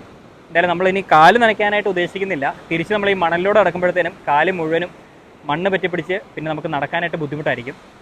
അതോടൊപ്പം തന്നെ നേരത്തെ പറഞ്ഞല്ലോ കുറച്ച് കടകളൊക്കെ ഉണ്ട്. ആ കടകളിൽ നിന്ന് വേണമെങ്കിൽ ചായയൊക്കെ വേണമെങ്കിൽ മേടിച്ച് കുടിക്കാം. അതുകൂടാതെ കരിക്കുണ്ട്, മറ്റ് സ്നാക്സുകളൊക്കെ വിൽക്കുന്നുണ്ട്. അപ്പോൾ ഇവിടെ വരുന്ന വിനോദസഞ്ചാരികൾക്ക് ഇതൊക്കെ വാങ്ങിച്ച് കഴിക്കുകയും കുടിക്കുകയൊക്കെ ചെയ്യാവുന്നതാണ്. കൂടാതെ ഈ കടലിൻ്റെ മനോഹാരിത ആസ്വദിക്കാനും സാധിക്കുന്നതാണ്. അതുകൂടാതെ കുറച്ച് ദൂരത്തേക്കായിട്ട് ഫിഷിംഗ് ബോട്ടുകൾ, മീൻ പിടിക്കുന്ന ബോട്ടുകളൊക്കെ കാണാം. അധികമൊന്നുമില്ല, ഒരു 3-4 നമുക്ക് ഇവിടെ നോക്കിക്കഴിഞ്ഞാൽ കാണാൻ സാധിക്കും. വേറെ പ്രത്യേകിച്ച് കാഴ്ചകളൊന്നും ഇവിടെ ഇല്ല. വളരെ ശാന്തമായിട്ടുള്ള തിരയും കാര്യങ്ങളൊക്കെ കണ്ടിങ്ങനെ ഇവിടുത്തെ കാഴ്ചകളൊക്കെ കണ്ട് പതുക്കെ നിൽക്കാം. നമ്മുടെ ബോട്ടിലെ ചേട്ടൻ പറഞ്ഞല്ലോ 15 മിനിറ്റ് കൊണ്ട് പോയിട്ട് വരണം എന്ന് പറഞ്ഞേക്കുന്നതുകൊണ്ട് നമുക്കിനി ഒരുപാട് നേരം ഇവിടെ ചിലവഴിക്കാനായിട്ട് സാധിക്കില്ല. നമ്മുടെ സമയം കഴിയും. അതുകൊണ്ട് എത്രയും പെട്ടെന്ന് നമ്മളിനി തിരിച്ചു പോകുന്നതാണ്.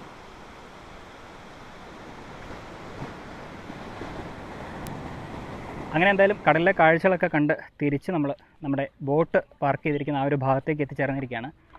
ഇവിടെ ഇനിയിപ്പോൾ ഒരു ചായ വേണമെങ്കിൽ കുടിക്കാം. ഇനിയിപ്പോൾ അതിനുള്ള സമയം നമുക്കുണ്ടോ എന്നുള്ളത് അറിയത്തില്ല. ചായ കുടിക്കണ്ട, സമയം തീരെയില്ല.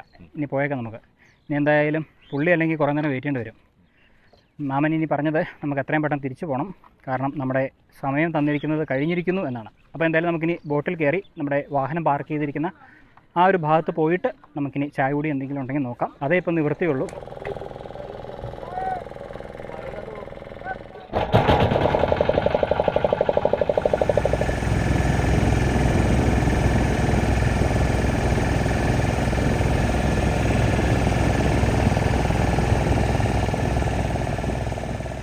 അങ്ങനെ നമ്മുടെ യാത്ര കഴിഞ്ഞ് നമ്മൾ യാത്ര പുറപ്പെട്ട സ്ഥലത്തേക്ക് എത്തിച്ചേർന്നിരിക്കുകയാണ്.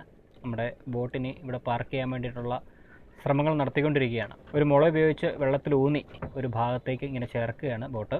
അപ്പോൾ എന്തായാലും വളരെ വിജയകരമായിട്ടും അല്ലെങ്കിൽ വളരെ രസകരമായിട്ടൊക്കെ നമ്മുടെ യാത്ര അവസാനിച്ചിരിക്കുകയാണ്. ഇനിയിപ്പോൾ നമ്മൾ നേരെ ബോട്ട് കെട്ടിയിലൂടെ ഇനി തിരിച്ച് നമ്മുടെ വാഹനം പാർക്ക് ചെയ്തിരിക്കുന്ന ആ ഭാഗത്തേക്ക് പോകണം. ഇനി ചായ കുടിക്കണം. അങ്ങനെ കുറച്ച് പരിപാടികളുണ്ട്. എന്തായാലും ബാക്കി വിശേഷങ്ങളൊക്കെ ഇനി വഴിയേ പറയാം. അങ്ങനെ ചിൽക്ക തടാകത്തിലെ കാഴ്ചകളും വിശേഷങ്ങളൊക്കെ നിങ്ങളുമായിട്ട് പങ്കുവെച്ച് കഴിഞ്ഞിരിക്കുകയാണ്. ഇനി വേറെ പ്രത്യേകിച്ച് കാഴ്ചകളൊന്നും ഇവിടെ നിന്ന് കാണാനില്ല. നമ്മൾ വീഡിയോയുടെ തുടക്കത്തിൽ പറഞ്ഞത് പുരി ബീച്ചിലെ കാഴ്ചകൾ കൂടി നമുക്ക് കാണാമെന്ന് പറഞ്ഞിരുന്നു. ഇനി അത് സാധിക്കില്ല. ഇനി നമ്മൾ പുരിയിലേക്ക് എത്തുമ്പോഴത്തേനും തന്നെ ലേറ്റ് ആവും. ഇവിടെ നിന്ന് ഏകദേശം 50 കിലോമീറ്ററോളം ദൂരമുണ്ട് നമുക്ക് പുരിയിലേക്ക് എത്തിച്ചേരാനായിട്ട്. അതുകൊണ്ട് ഇനി വേറെ പ്രത്യേകിച്ച് കാഴ്ചകളോ വിശേഷങ്ങളോ ഒന്നും കാണാനായിട്ട് സാധിക്കില്ല. അപ്പോൾ എന്തായാലും ഇന്ത്യ ഇൻസൈറ്റ് ചാപ്റ്റർ 1ൻ്റെ ഇന്നത്തെ വീഡിയോ ഇവിടെ വെച്ച് താൽക്കാലികമായിട്ട് അവസാനിപ്പിക്കാം. അടുത്ത വീഡിയോയിൽ മനോഹരമായ കാഴ്ചകളുമായിട്ട് വരാം. അതുവരെ ബൈ.